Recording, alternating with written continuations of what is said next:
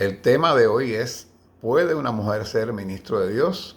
Y nos remitimos a Lucas capítulo 2, verso 36, donde dice la escritura, estaba también allí Ana, profetisa, hija de Fanuel, de la tribu de Aser, de edad muy avanzada, pues había vivido con su marido 7 años desde su virginidad.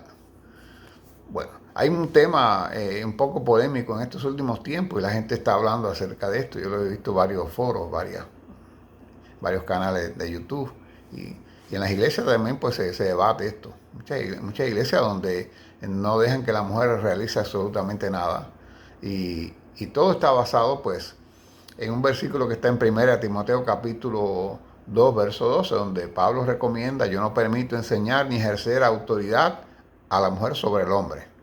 Y entonces toman ese versículo para ya decir, pues la mujer no puede predicar, la mujer no puede tener ningún tipo de ministerio. Pero bien, nosotros tenemos que entender que la Biblia tiene mucha sabiduría, tiene también muchos misterios. Y entonces cuando usted va a leer un versículo, tiene que basarse en un principio bíblico que es el de los dos testigos. La escritura dice, no tomarás acusación contra nadie a no ser en presencia de dos o tres testigos. Y en toda la Biblia, en el Antiguo Testamento, eso era parte de la doctrina judía. Siempre para tomar decisión sobre un caso tenía que haber al menos dos testimonios, mínimo dos testimonios. Y por eso es que siempre que Jesús enseñaba una doctrina, fíjese que en el Nuevo Testamento, en los Evangelios, cuando era algo bien, pero bien importante, él lo repetía 2 veces. De cierto os digo, cada vez que él quería recalcar algo importante, de cierto, tenía que haber esa dualidad. Entonces, Dios no te va a enredar en una confusión con algo de un versículo que usted puede haber leído y que usted lo interprete de esa manera. Recuérdense que todas las denominaciones que existen en el mundo han surgido porque a alguien se le ocurrió interpretar un versículo de una manera y ya entendió que eso era así y se separó y formó su propia denominación, y eso ha traído división dentro del cuerpo de Cristo. Pero cuando nosotros vamos a interpretar la Biblia tenemos que primero ver el contexto. Tenemos que buscar esa segunda o tercera confirmación, esos testigos, ese pasaje que sea testigo del otro, que no puede ser simplemente porque yo tomé un versículo y lo extraje de allí y lo interpreté de esa manera, ya yo voy a hacer de allí una doctrina. Entonces, en el contexto, mire, en primera de Corintios capítulo 7, 25, vemos como Pablo da consejos y él lo aclara, dice, esto no es del Señor, este es mi parecer. 1 Corintios 7:25, él escribió cosas que eran de su parecer, o sea, consejos que él daba, pero no eran mandamientos de Dios. Hay muchas cosas en la Biblia que no son mandamientos de Dios. Por ejemplo, cuando Caín mató a Abel, está escrito en la Biblia que Caín mató a Abel, pero no es un mandamiento de Dios que Caín matara a Abel, ni Dios manda a matar a nadie. Al contrario, cuando te va al contexto, ves que la Biblia dice no matarás. Por eso siempre tienes que buscar el contexto de lo que se está hablando. Y Pablo le escribe a Timoteo porque él lo había dejado en Éfeso. Y en Éfeso habían problemas de sujeción de las mujeres. Y por eso es que él hace una crítica, dice que 1 Timoteo capítulo 5, verso 13, describe cómo dice, había un grupo de mujeres que eran chismosas, que andaban de casa en casa, entrometiéndose en lo ajeno. Entonces, eso pasa hoy en día igual. Yo trabajo con clientes y a veces he visto cómo mujeres empiezan a hablar mal de su marido. No solo a la espalda, incluso muchas veces delante del marido. Lo he visto discutiendo y lo he visto avergonzándolo ahí, lo mandan a callar, lo desmienten. Y entonces eso es lo que Dios no quiere, ¿ve? O sea, el hecho de que la mujer pueda predicar y tener un ministerio no va en contra de la voluntad de Dios, de la sujeción. Porque recuérdese que Dios ha establecido sujeción. Dice que a unos puso Dios primeramente apóstoles, luego profetas, luego pastores, maestros, etcétera, etcétera, evangelistas. O sea, hay un índice de sujeción en la Biblia declarado. Y la Escritura dice en Romanos capítulo 13, sométase toda persona a las autoridades superiores, porque no hay autoridad sino de parte de Dios. Y las que hay por Dios han sido establecidas. De modo el que se resiste a lo establecido por Dios, pues cae en condenación. Entonces usted tiene que sinceramente entender que lo que yo estoy enseñando no va en contra de la sujeción de la mujer hacia el hombre. O sea, Dios puso al hombre como cabeza Dice que el hombre es cabeza de la mujer y Cristo es cabeza del hombre. Eso está claro enseñado en el Nuevo Testamento. Pero el asunto del ministerio, de que la mujer sirva a Dios, bueno, vamos a comenzar, porque ese es el punto que yo quiero tratar en este día. Si usted se queda hasta el final va a entender bien lo que yo estoy queriendo enseñar. En la Biblia hay mujeres notables, y no voy a hablar del ministerio todavía, pero hay mujeres notables. Por ejemplo, María, la madre de Jesús, porque si no María no hubiera venido al mundo, no hubiera venido Jesús, y si no hubiera venido Jesús, no hubiera Salvador. Y además, no solamente María es importante porque trajo al Salvador del mundo, María fue una buena madre, María lo crió, lo cuidó bien, estuvo hasta el final, y cuando vemos que ahí están crucificando a Cristo, María estaba allí con él a la hora de la muerte. Hay otras mujeres notables como Marta y María, hermanas de Lázaro, Esther, que era del linaje de Benjamín, fue reina del imperio persa y fue elegida como esposa del rey Asuero. Por causa de esto, el pueblo de Israel fue liberado de la muerte. Vemos a María Magdalena, que fue una mujer que estuvo a punto de ser apedreada y sin embargo se convirtió al Señor y fue una fiel de las que estaban siempre allí a la hora de la muerte de Cristo. Y cuando el sepulcro, fueron de las primeras que fueron allí, las mujeres fueron las primeras que fueron al sepulcro y fueron las primeras que dieron la noticia de que Cristo había resucitado. Vemos a Ruth, Abigail, Noemí, la reina de Saba, que interactuó con Salomón y se quedó maravillado de la bendición que Dios le había dado a Salomón, Sara, Raquel y otras más. Pero la Biblia sí muestra muchas mujeres que tuvieron ministerio. Y vamos a empezar, por ejemplo, el caso de Débora. Débora fue profetisa y fue juez de Israel. Y ella figura entre los jueces de Israel. Cuando se habla de los jueces de Israel, Débora fue uno de los jueces de Israel. Y Débora fue quien le dio el mensaje de Dios a Barak. No Barak a Débora, sino Débora le dio el mensaje de Dios a Barak. En aquel tiempo, dice Jueces 4:4, gobernaba en Israel una mujer llamada Débora, profetisa de Lapidot. Otra profetisa en la Biblia fue Hulda. Dice que la Biblia dice que la gente fueron buscando palabra de Jehová. Entonces, Hilcías y los del rey fueron a Hulda profetisa, mujer de Salún, hijo de Ticba, hijo de Jarjas, guarda de las vestiduras, la cual moraba en Jerusalén, en el segundo barrio, y le dijeron las palabras antes dichas. Segunda de Crónica 34:22 y Segunda de Reyes 22:14. Tenemos también a la madre del rey Lemuel. Contiene las palabras de la profecía de una madre al rey Lemuel. Ella le da palabra a un rey, le dice lo que tiene que hacer de parte de Dios, le da un mensaje de parte de Dios. En cuarto lugar tenemos a la madre de Sansón. En Jueces 13 hay una narrativa en donde un ángel de Dios revela el plan de Dios para la liberación de Israel y se le revela a una mujer sin nombre. Fíjese que se lo revela a ella. Gloria al nombre del Señor para siempre. No se lo revela al esposo. María la profetisa.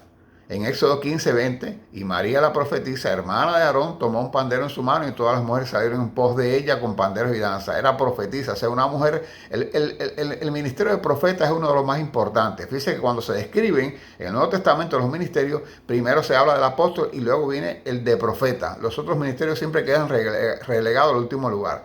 El del ministerio de profeta es un ministerio importante. Entonces María era profetisa. Vamos a ver a la mujer que tomó Isaías. En un momento dado de su vida, Isaías tomó una mujer. Éxodo 15:20 dice, Isaías 8:3, y me llegué a la profetisa, la cual concibió y dio a luz un hijo, y me dijo Jehová, ponle por nombre Maher Salal Hasbaz. Esa mujer que se tomó para sí Isaías era una profetisa, o sea, otra mujer con ministerio. Está también Noadías en Nehemías 6:14. Nehemías hace alusión a una profetisa llamada Noadías que estaba en conflicto con Nehemías. Y vemos en el Nuevo Testamento a Priscila, la mujer de Aquila. Dice en Hechos 18:2, y halló a un judío llamado Aquila. El hombre era Aquila, el judío era Aquila, el hombre, natural del Ponto, recién venido de Italia con Priscila, su mujer. ¿Ven? Entonces, ahora, ¿qué hay de esto? Bueno, primeramente, Aquila y Priscila se convierten en pastores. 1 Corintios 16:9 dice, las iglesias de Asia os saludan. Aquila y Priscila con la iglesia que está en su casa os saludan mucho en el Señor. Fíjese que cuando dice la iglesia que está en su casa, recuérdese que en Israel no existían templos evangélicos. Había un solo templo, se había hecho un solo templo por milenios. Había un templo donde se adoraba a Dios, que era el templo de Jerusalén. Y ese templo practicaba otra religión que no era la religión evangélica. Cuando viene una nueva religión, cuando viene el nuevo cambio, el cristianismo, Cristo empieza a predicar otra doctrina, un nuevo evangelio, pues salen grupos diferentes y ya no se podían congregar acá porque acá no le iban a permitir predicar su doctrina. Entonces ellos comienzan a congregarse en las casas. Las primeras iglesias nacieron en las casas. Y entonces Aquila y Priscila tenían una iglesia en su casa, eran pastores de esa iglesia. Pero ya vemos cómo una vez que ya ellos se convierten y ellos pues no solamente se convierten, comienzan a predicar, ganan personas, tienen una iglesia en su casa, vemos cómo ya el ministerio de ellos va tomando una forma, una dimensión donde ya entonces cuando Pablo los menciona, ya no dice Aquila y Priscila. Aquila y Priscila, su mujer, ya menciona a Priscila primero, como que ella había tomado el liderazgo, como ella era la que estaba en el ministerio. Romanos 16:3, saludad a Priscila y Aquila, mis colaboradores en Cristo. Gloria al nombre del Señor para siempre. Aleluya. Entonces, vemos que hay un hombre llamado Apolo, que había creído y estaba encendido buscando a Dios y queriendo hacer las cosas bien, pero no había recibido todo lo que Dios tenía para él y estaba confundido en cuanto a doctrina. Y dice en Hechos 18:26 que cuando comenzó a hablar en la sinagoga, dice con de nuevo, decir que con valor, era un hombre que estaba de verdad decidido hasta dar su vida por Cristo. Pero la Biblia dice que solamente conocía el bautismo de Juan. Y cuando leyeron Priscila y Aquila, aquí vuelve a poner al hombre en segundo lugar. Le tomaron aparte y les pusieron más exactamente el camino de Dios. Ahora, usted me va a decir, bueno, usted está queriendo decir que las mujeres tienen que estar por encima de los hombres. No, yo estoy diciendo que nada de esto deroga la sujeción de la mujer hacia el hombre. Y todo lo que Pablo dijo es correcto. La mujer no avergüenza al hombre en público, no se ponga a estar enseñando en público. Si el hombre comete un error, cuando llega a la casa y dice, mira mi vida, dijiste esto y así, pero esto te puede traer problemas. Pero no la vergüenza en público, es la enseñanza que tiene ese pasaje. Entonces, pero hay a veces mujeres que se sobresalen en el ministerio, como el caso de Débora. Barak no recibió la profecía, fue Débora quien la recibió. Débora fue quien gobernó, Débora fue quien fue jueza de Israel. Y vemos también el caso de Sansón, no fue el papá de Sansón, fue la mamá. 2 veces quien trató el ángel con ella, directamente con ella, no lo hacía con el padre de Sansón. Entonces, cuando vemos la Gran Comisión incluye a las mujeres. Dice, id por todo el mundo y predicad el evangelio a toda criatura. ¿A quién le estaba hablando Jesús? Eso fue momentos antes de su ascensión. Le estaba hablando a sus discípulos. Y entre sus discípulos había mujeres.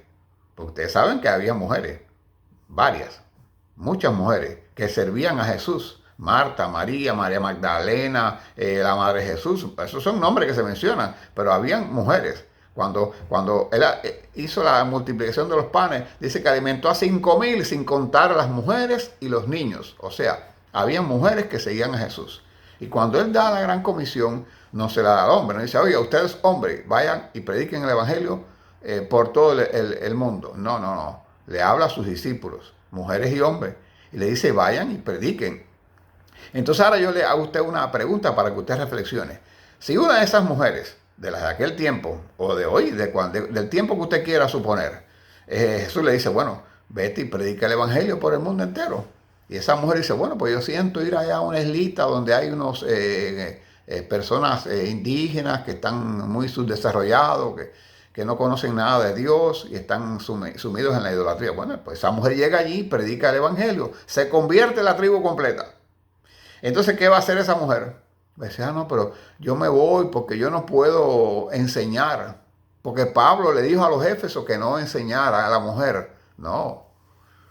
Gloria a Dios. Eso es una mala interpretación del versículo.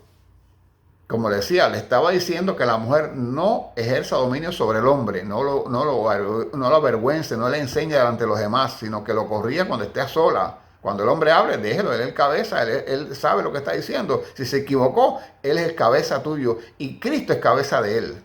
Eso es lo que está diciendo Pablo. Pero no está diciendo que las mujeres no sirvan. en la enseñanza. Entonces dime tú, esa mujer llega a esa isla y dice, bueno, pues le prediqué a Cristo, pero bueno, me voy porque hoy en día, por lo menos ahí, hoy en día tenemos la comunicación satelital, los celulares, y la mujer podría llamar y decirle a su obispo, decirle, mire, yo llegué a una isla, se convirtieron 50, pero como usted dice que yo no puedo predicar, mande a alguien para acá. Bueno, está bien, en ese caso se podría resolver el problema.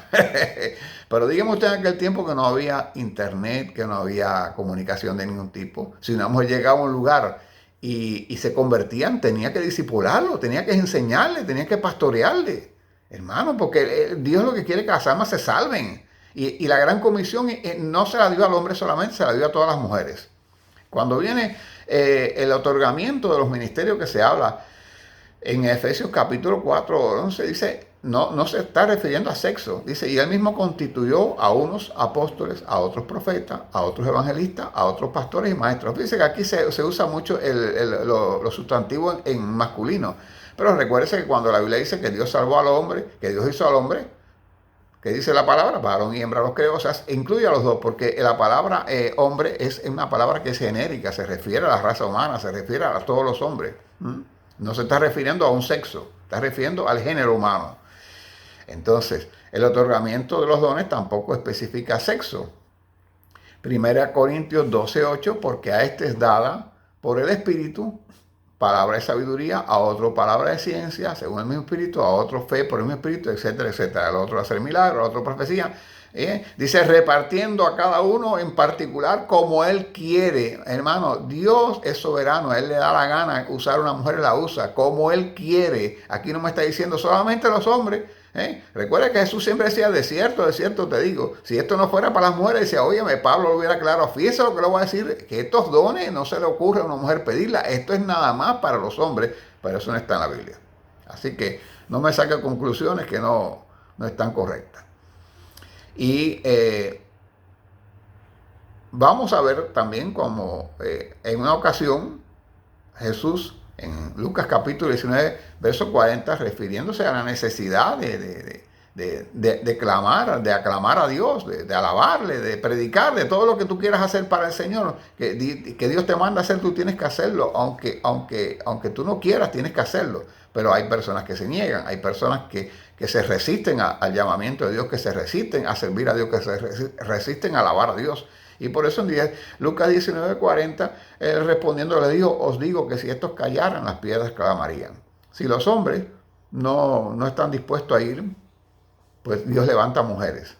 Porque si no, los que tienen que hacerlo no lo hacen, las piedras van a clamar, las piedras van a hablar. Entonces, ¿por qué la mujer no va a poder hacerlo? Si Dios dotó a la mujer, si Dios llama a mujeres.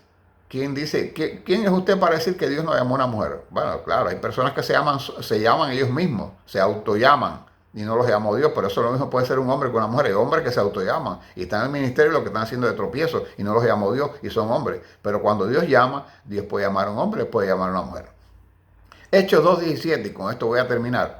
Y en los postreros días, dice Dios, oiga bien este versículo, grábeselo, Hechos, estaba profetizado en el libro de Joel, en el Antiguo Testamento, que vendría la lluvia temprana y la lluvia tardía. Estamos en el tiempo de la lluvia tardía porque este es el final. Estamos en las últimas ya generaciones ya, o posiblemente en la última. Cristo viene pronto y Él trajo un derramamiento del Espíritu Santo para este tiempo. Recuérdese que habla de la lluvia temprana, la lluvia tardía. La lluvia temprana fue en Pentecostés, la lluvia tardía es ahora en este último tiempo. En este último tiempo Dios comenzó a derramar el Espíritu Santo en las iglesias después que muchos siglos estuvo eso allí opacado completamente. Y en los postreros días, dice Dios, derramaré de mi Espíritu sobre toda carne y vuestros hijos y vuestras hijas profetizarán. Aquí incluye el sexo femenino.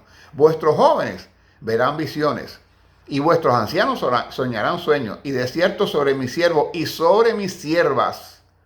Aleluya. Mire, la palabra de siervo es la misma palabra que se usa para pastor, para ministro. Es un siervo de Dios. Y de cierto sobre mi siervo y sobre mis siervas, en aquellos días derramaré mi espíritu y profetizarán. Le está llamando a esas mujeres que él ha llamado siervas, porque una sierva es un ministro. Eso es lo que significa ministro. Ministro, si usted no lo sabía, la palabra ministro significa servidor. Un siervo es un ministro, es un servidor. Y una sierva es una ministro, es una servidora. Entonces, bueno, hasta aquí mi mi estudio. Espero que le haya sacado de duda y que usted haya pues, sacado sus propias conclusiones. Recuérdese que Dios es soberano y Dios es grande. Y todo lo que está en la Biblia pues tiene explicación. Dios le bendiga mucho. Recuérdese, si le gustó el video, dele like, suscríbase a mi canal y toque la campanita para que cada vez que entre una enseñanza de esta, usted, YouTube le avise a usted que le está llegando algo de parte mía y pueda ser edificado, que es el objetivo nuestro, edificar al cuerpo de Cristo. Bendiciones.